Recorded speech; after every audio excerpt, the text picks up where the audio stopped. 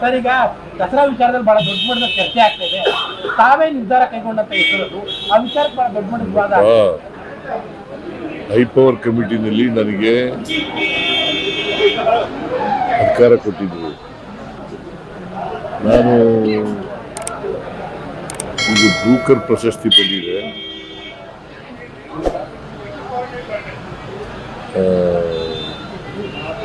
ಇವರಿಗೆ ಈ ಸಾರಿ ದಸರಾ ಉದ್ಘಾಟನೆಗೆ ಅವಕಾಶ ಕೊಡಬೇಕು. ಹಿಂದೆನೂ ಕೂಡ ಒಂದ್ಸಾರಿ ಮುಸ್ಲಿಂ ಜನಾಂಗದವರಿಗೆ ಕೊಟ್ಟಿತ್ತು. ಯಾರು ಕವಿ ನಿಸಾರ್ ಅಹಮದ್ ಅವ್ರಿಗೆ ಕೊಟ್ಟಿತ್ತು. ಸೊ ಚಾಮುಂಡಿ ದಸರಾ ಮಹೋತ್ಸವ ಇದೆಯಲ್ಲ, ಇದು ಒಂದು ಸಾಂಸ್ಕೃತಿಕ ಆಗಿ ಮಾಡ್ತಕ್ಕಂಥ ಹಬ್ಬ. ಇದು ಒಂದು ನಾಡ ಹಬ್ಬ.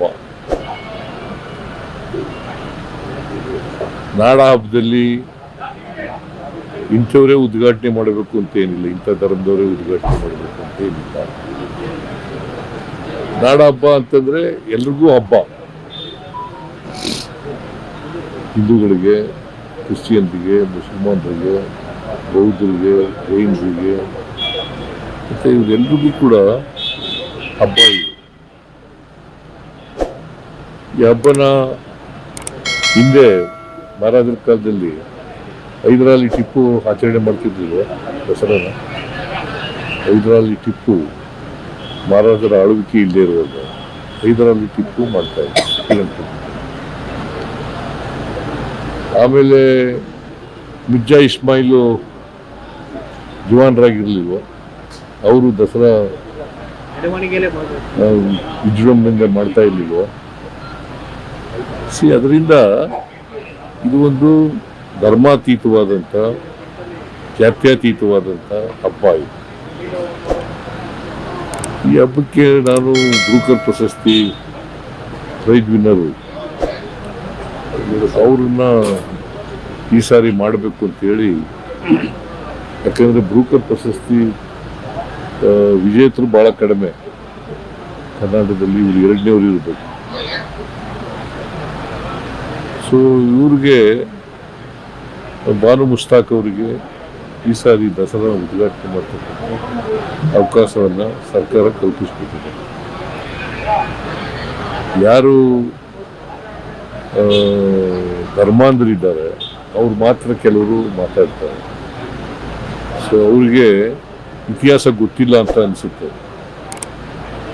ಸೊ ಇತಿಹಾಸ ತಿಳ್ಕೊಳ್ತಕ್ಕಂಥದ್ದು ಭಾಳ ಒಳ್ಳೆಯದು. ಬಿಜೆಪಿಯವರು ಅವರು ರಾಜಕೀಯವಾಗಿ ಮಾತಾಡ್ತಾರೆ,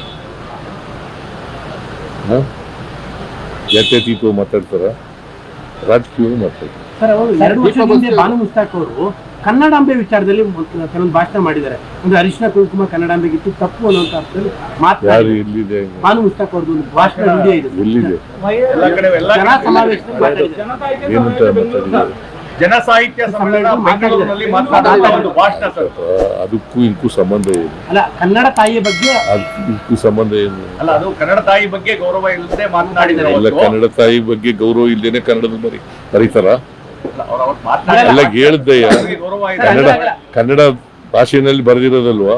ಖಂಡಿತ ಸರ್. ಹೃದಯ ಹಣತೆ ಯಾವ್ದ್ರಲ್ಲಿ ಬರ್ದಿರೋದು? ಖಂಡಿತ ಅದರಲ್ಲೇ ಬರ್ದಿರೋದು. ಮತ್ತೆ ಕನ್ನಡ ಕೇಳಿ, ಕನ್ನಡದ ಬಗ್ಗೆ ಗೌರವ ಇಲ್ದವ್ರೆ, ಕನ್ನಡ ಬಗ್ಗೆ ಅಭಿಮಾನ ಇಲ್ದವ್ರೆ, ಕನ್ನಡದ ಬಗ್ಗೆ ಪ್ರೀತಿ ಇಲ್ದವ್ರೆ ಬರೆಯಕ್ಕೆ ಸಾಧ್ಯನ ಕನ್ನಡದಲ್ಲಿ?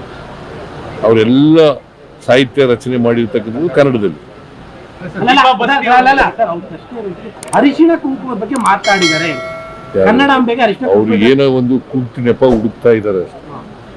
ಬಿಜೆಪಿಯವರು ಇದಾರಲ್ಲ, ಕುಂಟಿ ನೆಪ ಹುಡುಕ್ತಾ ಇದ್ದಾರೆ. ಸೊ ಈ ನೆಪಗಳು ಅದಕ್ಕೂ ಇದಕ್ಕೂ, ಇದು ಒಂದು ನಾಡ ಹಬ್ಬ. I am making it very very clear. ನಾಡ ಹಬ್ಬ.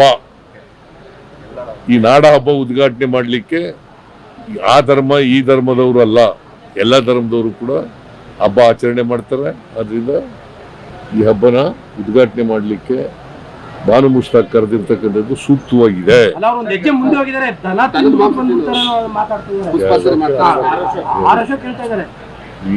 ನೀನು ದನ ತಿನ್ನೋದು ಯಾರು ನೋಡಿರೋರು ಯಾರು ದನ ಅಲ್ಲ ತಿಂತಾರೆ? 6 ವರ್ಷ ವಿಪಕ್ಷ ನಾಯಕರಾಗಿ ಈಗ ಢೋಂಗಿಗಳು ಮಾತಾಡೋದು ಇವೆಲ್ಲ ಢೋಂಗಿಗಳು. ಈಗ ಈ ಢೋಂಗಿಗಳು ಮಾತಕ್ಕೆಲ್ಲ ರಾಜಕೀಯಕ್ಕೋಸ್ಕರ ಮಾತಾಡೋದಕ್ಕೆಲ್ಲ ನಾವು ತಲೆ ಕೆಡಿಸ್ಕೋಬೇಕಾಗುತ್ತೆ.